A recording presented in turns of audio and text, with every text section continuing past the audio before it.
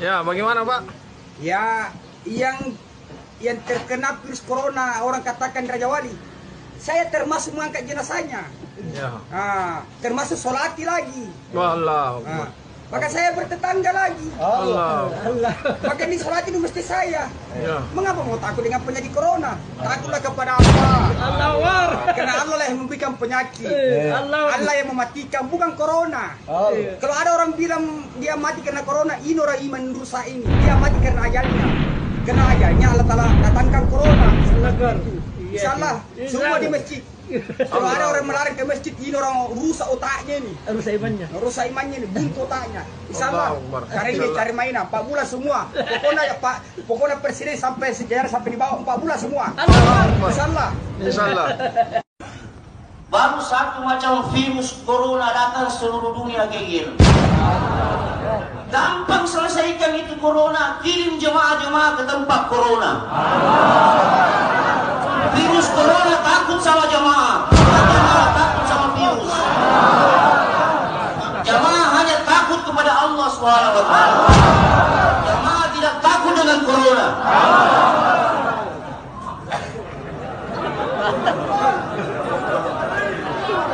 Di mana banyak virus corona, hantar jemaah. Allah yang kuasa, corona tidak berkuasa. La ilaha illallah. Itu baru dakwah namanya.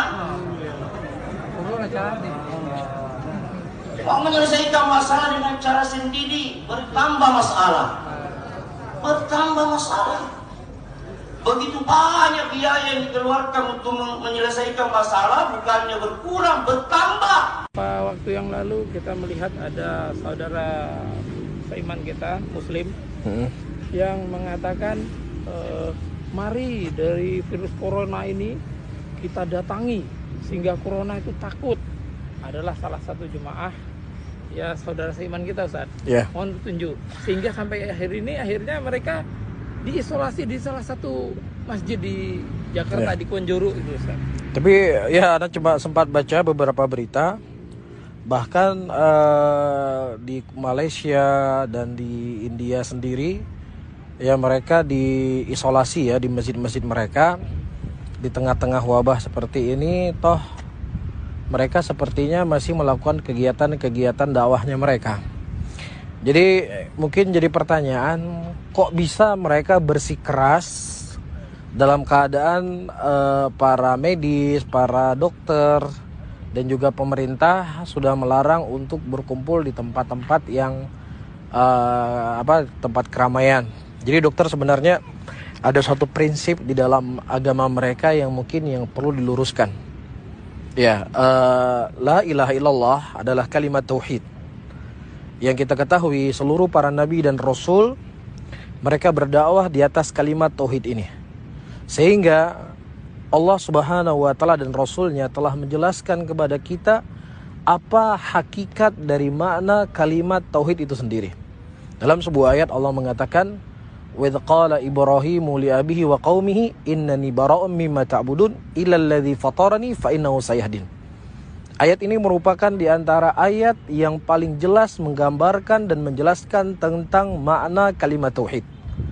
Yaitu ketika Ibrahim berkata kepada bapaknya dan berkata kepada kaumnya, sesungguhnya kami berlepas diri dari apa yang kalian sembah, kecuali kepada zat yang menciptakan kami, yaitu Allah. Sehingga ini makna yang disebutkan oleh para ulama, la ilaha illallah, la ma'buda bihaqqin illallah. Tidak ada yang berhak disembah secara hak kecuali siapa? Allah Subhanahu wa taala, dan sesembahan selain sesembahan Allah adalah sesembahan yang batil. Ini adalah perkara yang telah disepakati oleh seluruh para nabi dan rasul di dalam dakwah mereka. Namun Jamaatul Tabligh mereka punya 6 usul dalam agama mereka. Satu usul adalah kalimat la ilaha illallah. Apa mereka tafsirkan kalimat la ilaha illallah? Mereka menafsirkan kalimat la ilaha illallah mengeluarkan kebesaran makhluk dan memasukkan kebesaran Allah. Disitulah seseorang telah merealisasikan kalimat tauhid. Jadi tidak boleh ada makhluk dalam hatinya. Jadi kalau kita misalnya mau naik pesawat, ya, nah pesawat itu, ya kalau kita yakin sama tiket, berarti kita belum merealisasikan kalimat tauhid di dalam kolbu kita. Karena masih ada makhluk dalam hati, yaitu tiket. Ya, jadi bagaimana mereka berusaha sekuat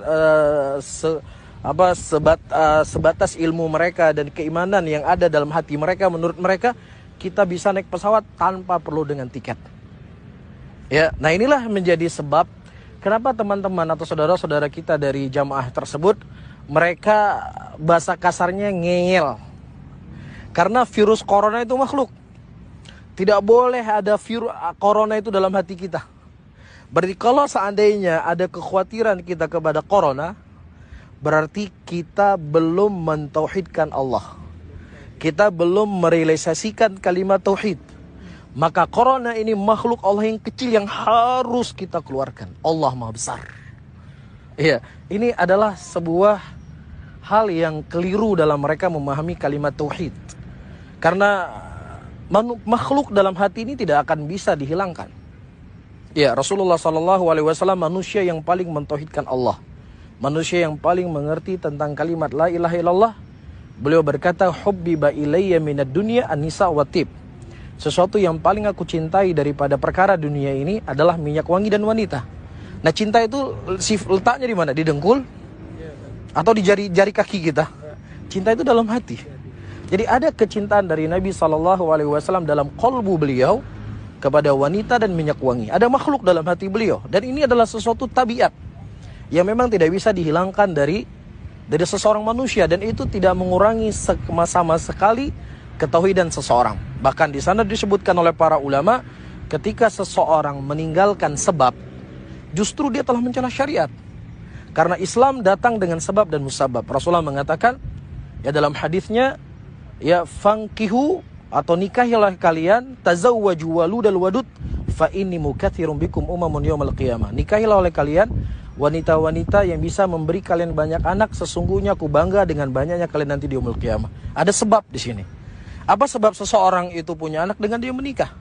Nah, mereka jamaah ini, mereka berusaha bagaimana kita harus yakin bahwasanya Allah menciptakan Nabi Isa tanpa ada seorang ayah. Allah menciptakan Nabi Adam tanpa ibu dan ayah. Nah, keyakinan ini harus kita tanamkan dalam hati kita, bahwasannya kita juga harus sampai kepada tingkat yang demikian. Oleh karena itu, sebagian para ulama menyebutkan penafsiran mereka terhadap kalimat tauhid la ilaha illallah ini merupakan penafsiran yang sangat berbahaya.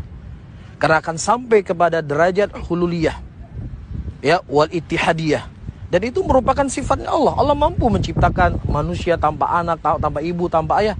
Itu merupakan sifat yang khusus dimiliki oleh Allah. Dan manusia tidak akan bisa mencapai derajat demikian. Tapi manusia dia dengan proses apa? Menikah. Dia baru punya anak. Nah, inilah menjadi sebab kenapa mereka agak bengal. Karena kalau yakin kepada corona, maka kita yakin kepada makhluk. Berarti belum merealisasikan kalimat tauhid. Makanya dalam sebuah ceramah yang sempat viral di media sosial, mereka katakan, kirimlah jamaah-jamaah kepada tempat-tempat yang banyak virusnya, virus corona. Ya, nanti akan lenyap itu semuanya. Ini jelas kalau seandainya mereka belajar, menuntut ilmu sedikit saja, dari bab awal dia menuntut ilmu, dia telah mendengar Nabi SAW mengatakan, firo minal majdhum, larilah seseorang dari penyakit kusta sebagaimana larinya mereka dari singa. Dan juga Nabi SAW mengatakan, jangan dicampur di antara unta yang sakit dengan unta yang sehat. Di sini menunjukkan ada sebab yang dengannya kita menjauhi. Ya, dan ini tidak sama sekali menafikan dari kalimat tauhid. Oleh karena itu saya menasihatkan saudara-saudara saya, ya, berdakwah adalah hal yang baik. Bersemangat dalam berdakwah adalah hal yang positif. Namun yang paling terpenting, ya, hendaknya di dalam kita berdakwah, kita awali dulu dengan ilmu. Demikian disebutkan oleh Imam Ahlus Sunnah Imam Bukhari rahimahullah, al-ilmu qabla al-qawli wal amal. Ilmu itu harus lebih dikedepankan seseorang itu berkata dan sebelum seorang itu beramal. Oleh karena itu mereka banyak membuat kias-kiasan. Ya, misalnya dalam kita berdakwah ini, walaupun kita belum punya ilmu, itu ibaratnya kita seperti orang yang baru belajar naik mobil. Ketika kita baru belajar naik mobil, ya, buat latihan. Jadi kalau ditabrak nggak ada masalah. Oh, ini baru belajar. Dan begitu juga orang yang berdakwah, salah-salah sedikit nggak ada masalah karena dia baru.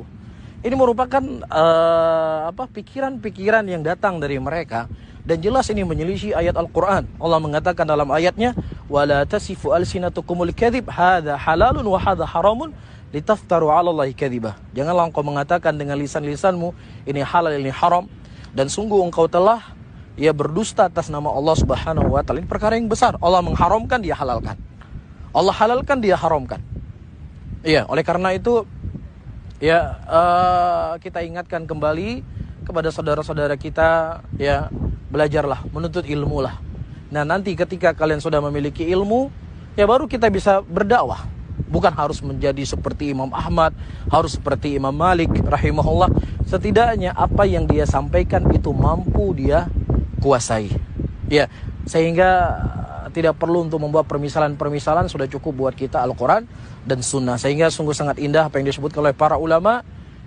Kejahilan itu terkadang tidak bisa memberikan manfaat untuk dirinya, apalagi manfaat kepada orang lain. Bahkan itu akan memberikan mudarat untuk dirinya dan juga mudarat bagi orang lain. Tapi orang yang mereka memiliki ilmu, maka insya Allah ilmu yang dia punya itu bermanfaat untuk dirinya dan juga bermanfaat untuk orang lain. Jadi memang harus semangat belajar, dokter. Jadi jangan sampai kita ingin mendapatkan pahala, justru dosa yang kita dapatkan. Seperti itu.